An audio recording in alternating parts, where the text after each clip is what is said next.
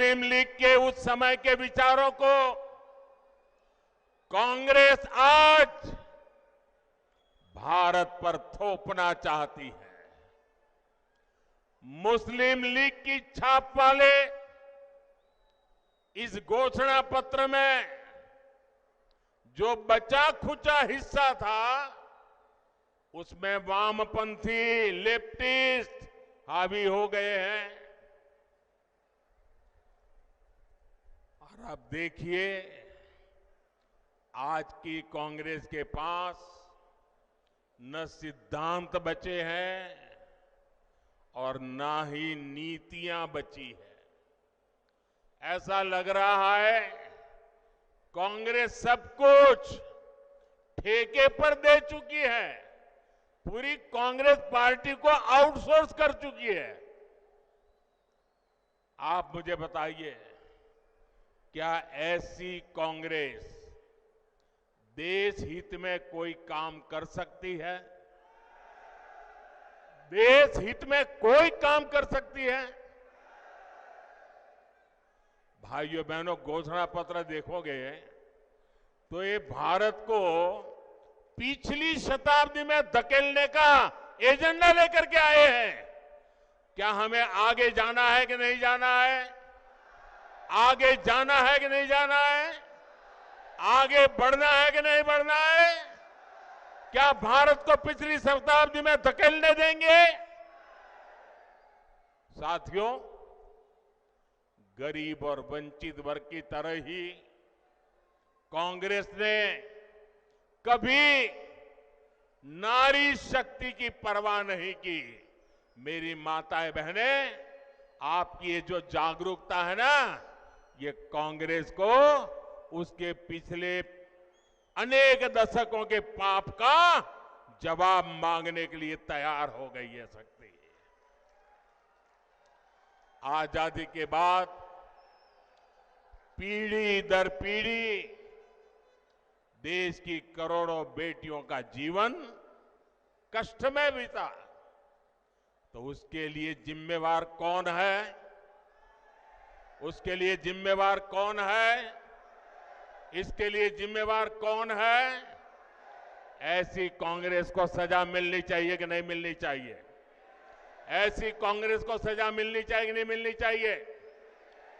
19 अप्रैल और 26 अप्रैल कमल पे बटन दबाकर ये कांग्रेस को कड़ी सजा देने का समय आ गया है। आप सोचिए, शौचालय के अभाव में बहनों बेटियों को पीड़ा और अपमान झेलना पड़ता था। हमारी माताएं बहनें प्राकृतिक विधि के लिए या तो सूर्योदय के पहले जाना पड़ता था, या तो सूर्यास्त का इंतजार करना पड़ता था, और दिन भर मेरी माताएं बहनें पीड़ा झेलती थी। क्या ये पीड़ा उनको महसूस नहीं हुई? मैं गरीब मां का बेटा हूं।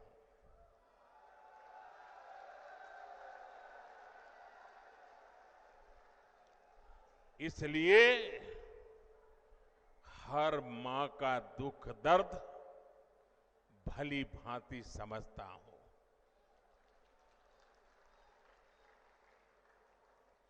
करोड़ों गरीब परिवार की बहनों को धुएं में खाना पकाना पड़ता था, और जब वो धुएं में खाना पकाती है ना, तो एक दिन में जानकार लोग कहते हैं एक दिन में 400 सिगारेट जितना धुआं ये मेरी माताओं बहनों के फेफड़े में जाता था। क्या इन माताओं बहनों को इस पीड़ा से मुक्ति मिलनी चाहिए कि नहीं मिलनी चाहिए? पानी लाने के लिए दूर दूर तक चलकर जाना होता था। मैं गुजरात का हूं। राजस्थान और गुजरात में पानी का संकट हम सब ने भली भांति देखा है और इसके सारा बोझ हमारी माताओं बहनों पर पड़ता था। सर पे बहुत बड़ा वजन उठा करके पानी लेने जाना पड़ता था।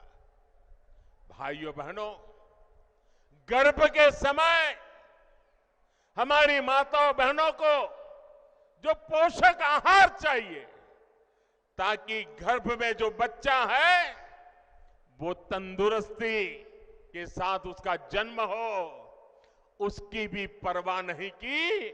आज आपका ये बेटा आपके गर्भ में जो बच्चा है ना, उसकी भी चिंता करता है।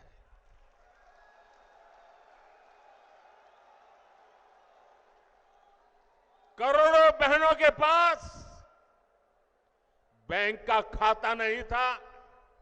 अगर कहीं से थोड़े बहुत पैसे बचा लिए तो या तो अनाज के डिब्बे में रखना पड़ता था। आज मोदी ने इन माताओं बहनों के बैंक में खाते खुलवा दिए। अब देखिए समाज की क्या स्थिति थी। अगर परिवार में खेत है तो पुरुष के नाम पर, घर है तो पुरुष के नाम पर, गाड़ी है तो पुरुष के नाम पर, दुकान है तो पुरुष के नाम पर, और अगर पति नहीं रहा तो बेटे के नाम पर। हमारी माताओं बहनों के नाम कुछ नहीं होता था। और ये आपका बेटा मेरी माताएं बहनें, इस आपके बेटे ने तय किया कि पीएम आवास के जो मकान देंगे ना, वो महिलाओं के नाम पर होंगे।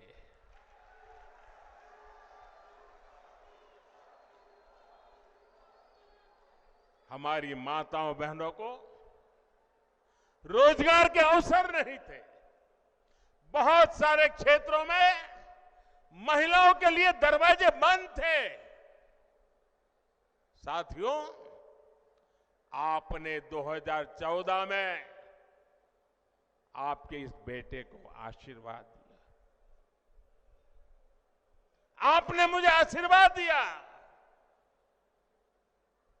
गरीब के इस बेटे ने देश की मातृशक्ति का जीवन आसान बनाने के लिए पूरी शक्ति लगा दी। बीजेपी सरकार ने 12 करोड़ शौचालय बनाए और हमारी माताएं बहनें कहती हैं ये शौचालय तो हमारा इज्जत घर है। उज्ज्वला योजना ने 10 करोड़ गरीब परिवार की बहनों को धुएं से मुक्ति दी। गरीबों के जो 4 करोड़ घर बने, उसमें से ज्यादातर घर महिलाओं के नाम किए। 11 करोड़ परिवार की बहनों के घर पहली बार नल से जल पहुंचा है। गर्भवती महिलाओं को पोषण के लिए उनके खाते में सीधे 15,000 करोड़ रुपए भेजे हैं ताकि गर्भ में बच्चा तंदुरुस्त हो। हमने 25 करोड़ से ज्यादा बहनों के जनधन बैंक खाते खोले। मुद्रा योजना ने बिना गारंटी का ऋण पाने वाली जो कुल लोग हैं उसमें से 70% ये मेरी माताएं बहनें उसकी लाभार्थी है। हमने पिछले 10 साल में 10 करोड़ बहनों को स्वयं सहायता समूहों से जोड़ा, सेल्फ हेल्प ग्रुप से जोड़ा। हमने 1 करोड़ बहनों को लखपति दीदी बनाया है। और मेरी माताएं बहनें, आप मुझे भरपूर आशीर्वाद दीजिए। मेरा सपना है 3 करोड़ माताओं बहनों को मैं लखपति दीदी बनाना चाहता हूं। भाइयों बहनों, ये हमारा राजस्थान वीर माताओं की भूमि है। यहां गोद में जो बच्चे पलते हैं ना, तो वीर माताओं के संस्कार से वीर बच्चे पैदा होते हैं। सेना में जाइए, मेरे राजस्थान की चमक दमक, और सिर्फ वो चमक दमक वो लंबी लंबी मूछ वाले नौजवानों के कारण ऐसा नहीं, ये वीर माताओं के कारण है। ये वीर माताओं के कारण है। लेकिन बेटा तो सेना में जा सकता था, ये मेरी वीर बेटियां नहीं जा सकती थी। मोदी ने वो दरवाजे भी खोल दिए हैं। मेरी बेटियां सेना में जा रही है। मैंने सैनिक स्कूल के दरवाजे खोल दिए हैं।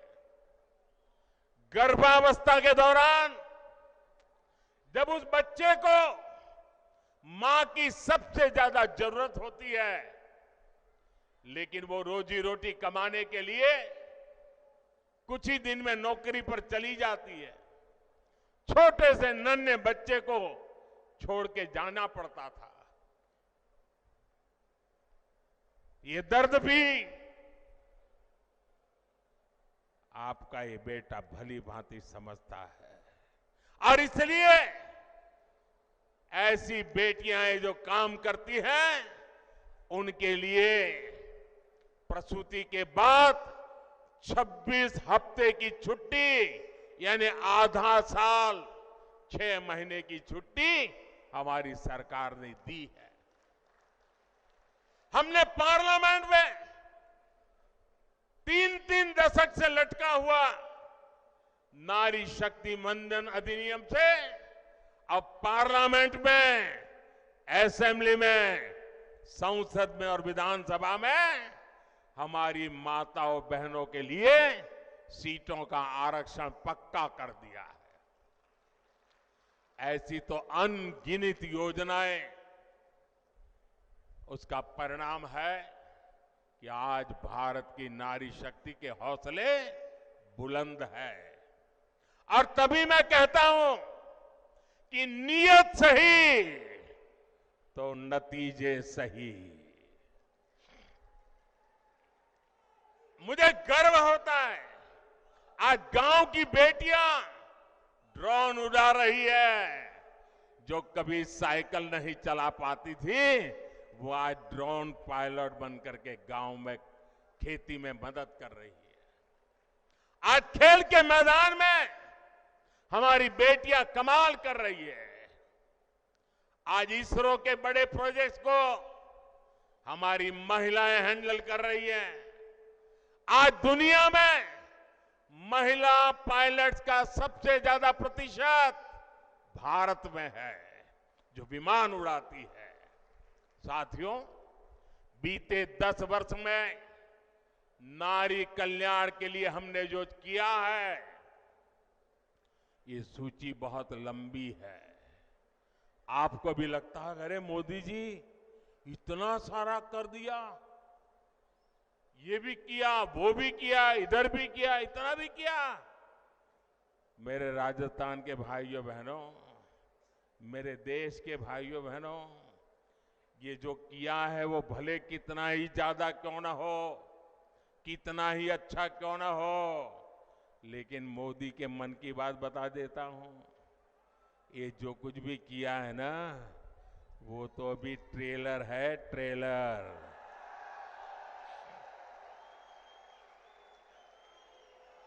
अभी तो हमें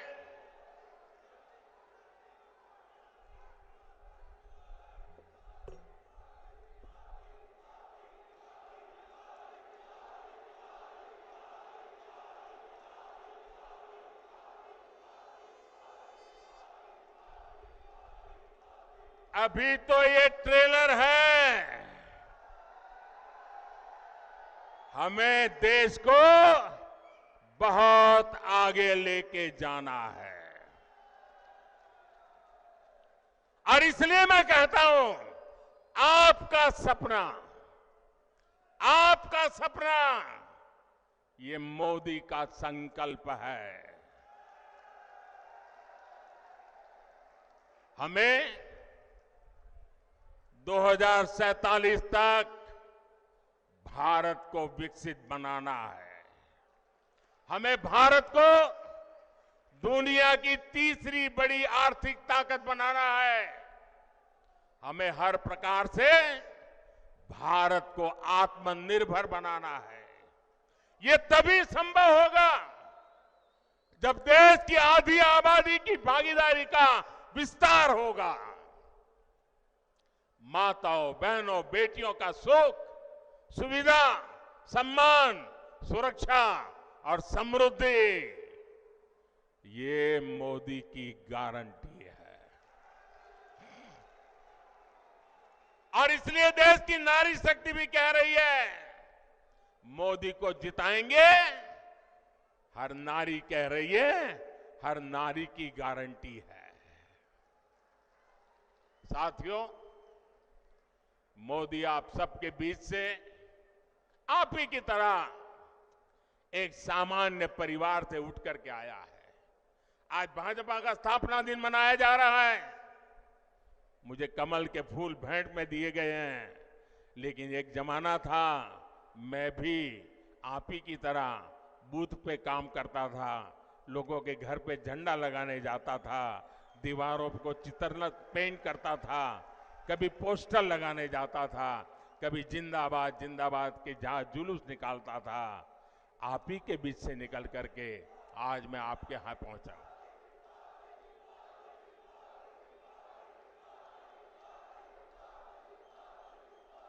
साथियों, ये जो देश के बड़े बड़े नामदार कांग्रेस और शाही परिवार के बड़े बड़े नामदार इस कामदार को गाली देते हैं, वो नामदार है, शायद गाली देना उनका वो अधिकार मानते होंगे। ये कामदार ऐसा है जो हर गाली को पचा जाता है। साथियों, ये मोदी से इसलिए नाराज है क्योंकि मोदी आज देश के गांव गरीब के साथ चट्टान की तरह खड़ा है। जनता के पैसे को लूटना ये लोग अपना खानदानी हक समझते थे। मोदी ने पिछले 10 साल में लूट की इस बीमारी का परमानेंट इलाज कर दिया है। मोदी ने इनकी लूट की दुकान का शटर गिरा दिया है और इसलिए ये बौखलाए हुए हैं। साथियों, इन परिवारवादी भ्रष्टाचारियों के कैसे कैसे खेल होते हैं, मैं आपको एक उदाहरण देता हूं। आज बीजेपी की सरकार देश के 80 करोड़ जरूरतमंदों को मुफ्त राशन देती है। अलग अलग योजनाओं का पैसा सीधा आपके खाते में आता है। 10 वर्ष में हमने 30 लाख करोड़ रुपया, आंकड़ा याद रखिए, 10 साल में 30 लाख करोड़ रुपए से भी ज्यादा गरीबों के खाते में सीधे भेजे हैं। जब कांग्रेस की सरकार थी तब जो भी पैसा सरकार द्वारा भेजा जाता था तो बीच में ही लूट जाता था। अब आप सोचिए, कांग्रेस के प्रधानमंत्री ने कहा था कि दिल्ली से 1 रुपया भेजते हैं तो 15 पैसा पहुंचता है। कहा था कि नहीं कहा था? कांग्रेस के एक प्रधानमंत्री ने कहा था ना कि दिल्ली से 1 रुपया भेजते हैं तो 15 पैसा पहुंचता है। अगर 30 लाख करोड़ रुपया उनके पास होते तो क्या होता मुझे बताइए। अब 1 रुपया भेजते हैं, 15 पैसा पहुंचता है, तो वो कौन सा पंजा है जो बीच में से रुपये मार लेता है। भाइयों बहनों, हमने जांच कराई तो पता चला कि कांग्रेस ने 10 करोड़ से ज्यादा ऐसे फर्जी लाभार्थी बनवा कर रखे थे जिनका कभी जन्म ही नहीं हुआ था, पैदा ही नहीं हुए, लेकिन योजनाएं उनके नाम पर चढ़ जाती थी। यानी 10 करोड़ फर्जी नामों पर आपके हक का हजारों करोड़ रुपया सीधे कांग्रेस के बिचौलिए के पास जा रहा था। मोदी ने ये खेल बंद कर दिया। मैंने जांच एजेंसियों को खुली छूट दी है। आपने देखा होगा कांग्रेस के एक सांसद के यहां से 300 करोड़ से ज्यादा नगद, आप कल्पना कर सकते हैं जी, 300 करोड़ रुपए नगद अलमारी में ढेर के ढेर पड़े थे और पकड़े गए। टीवी पर आपने देखा होगा। आप हैरान हो जाएंगे, ये बैंक के पास नोट गिनने के जो मशीन होते हैं ना, मुझे कितनी बैंकों से लाया, लेकिन मशीन थक गए गिनते गिनते, मशीन बंद हो जाते थे,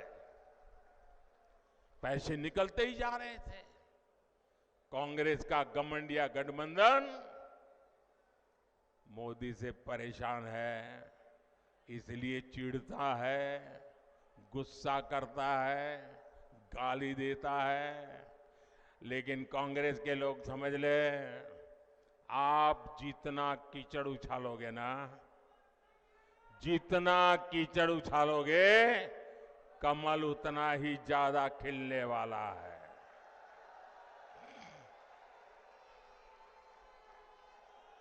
और आप देखिए, मैं कहता हूं भ्रष्टाचार हटाओ, वो कहते हैं भ्रष्टाचारी बचाओ। अभी देखिए, कांग्रेस पार्टी चुनाव जीतने के लिए रैली नहीं कर रही है, भ्रष्टाचारी को बचाने के लिए रैली कर रही है। ये कितना भी बोलते रहे, भ्रष्टाचार के खिलाफ मोदी की लड़ाई जारी रहेगी। मुझे बताइए, मुझे लड़ाई जारी रखनी चाहिए कि नहीं? इस देश से भ्रष्टाचार जाना चाहिए कि नहीं? भ्रष्टाचार खत्म होना चाहिए कि नहीं होना चाहिए?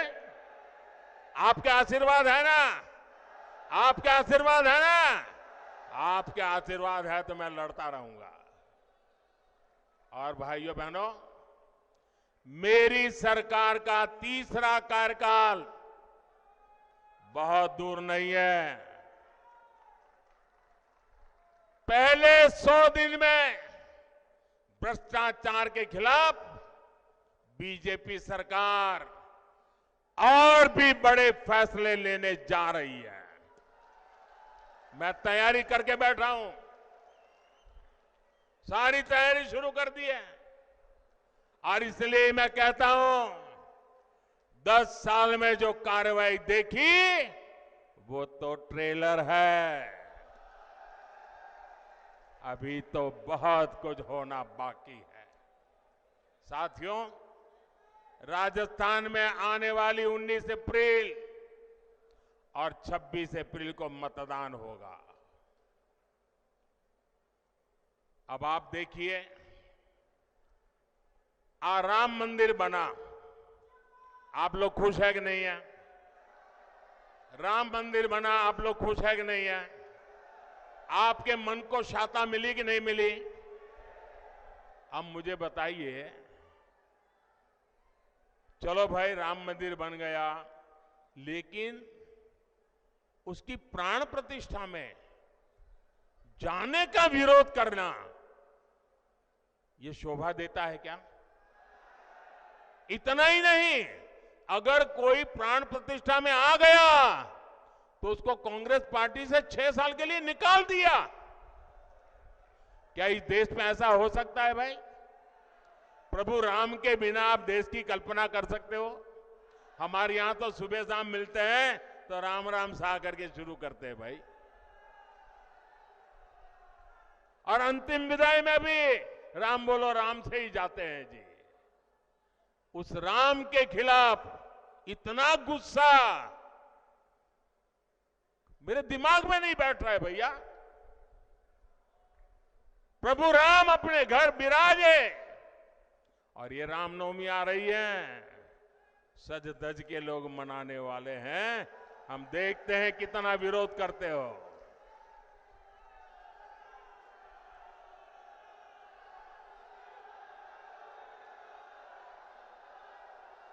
साथियों, 19 अप्रैल और 26 अप्रैल 2 दिन मतदान के हैं राजस्थान में। इस बार भारतीय जनता पार्टी ने अजमेर से हमारे साथी भागीरथ चौधरी जी को एक बार फिर उम्मीदवार बनाया है और नागौर में मेरी छोटी बहन ज्योति मिर्धा जी ने जिम्मेवारी संभाली है। इन दोनों प्रत्याशियों को आपका एक एक वोट मोदी को मजबूत करेगा और मुझे विश्वास है राजस्थान से इस बार भी 25 की 25 सीटें देना ये राजस्थान ने तय कर लिया है। लेकिन इसके लिए हमें पोलिंग बूथ जीतना है। हमारी पूरी शक्ति पोलिंग बूथ जीतने में लगनी चाहिए। गर्मी कितनी ही तेज क्यों न हो, सुबह सुबह मतदान हो जाना चाहिए। तो मेरी ये बात घर घर पहुंचाओगे? मतदाताओं का आज जितना मैंने भाषण किया वो बताओगे? हर माताओं बहनों को बताओगे? पक्का बताओगे? अच्छा, एक मेरा काम करोगे? मेरा काम है, ज्योति जी का भी नहीं है, भागीरथ जी का भी नहीं है, ये मोदी का काम है। करोगे? जरा हाथ ऊपर करो। करोगे? करोगे? पक्का करोगे? आप घर घर जाना और सबको कहना कि अपने मोदी जी पुष्कर आए थे और मोदी जी ने आपको प्रणाम भेजा है। मेरा प्रणाम पहुंचा दोगे? हर परिवार में मेरा प्रणाम पहुंचा दोगे? मेरे साथ बोलिए, भारत माता की, भारत माता की।